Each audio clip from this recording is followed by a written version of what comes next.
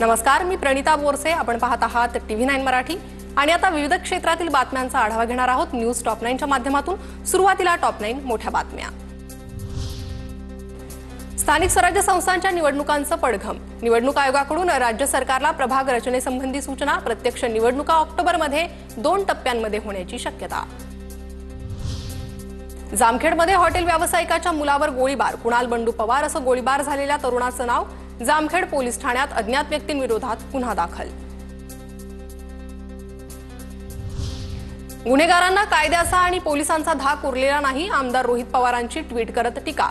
तर जामखेडमध्ये हॉटेल व्यावसायिकाच्या मुलावर गोळीबार झाल्याची रोहित पवारांची माहिती.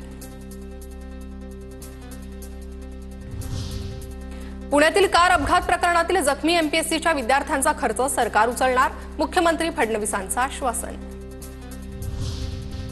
सुनीता जामगडे इंस्टाग्रामवरून पाकच्या 3 नागरिकांच्या संपर्कात होती. तपासात समोर 3 पाकिस्तानींना भेटण्यासाठी सुनीता सीमा ओलांडून गेल्याची माहिती. 3ही पाकिस्तानी की गुप्तचर यंत्रणेचे एजंट याचा तपास सुरू.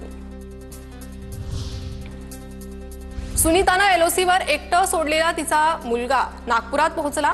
सुनीता आणि मुलानं पोलिसांना दिलेल्या माहितीत विरोधाभास अशी सूत्रांची माहिती. दोघांच्या वेगवेगळ्या माहितीमुळे सुनीतावर पोलिसांचा संशय बळावला. वैष्णवी हगवणे मृत्यू प्रकरणी 5 तासांपासून आरोपी निलेश चव्हाण, राजेंद्र आणि सुशील हगवणेची एकत्रित चौकशी.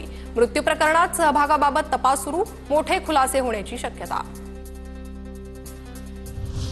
पिंपरी चिंचवड पोलिसांनी हगवणेंचा JCB जप्त केला. म्हाळुंगे पोलिसात गुन्हा दाखल झाल्यानंतर JCB जप्त. प्रशांत येळवंडेंची शशांक लता हगवणेनं फसवणूक केली होती.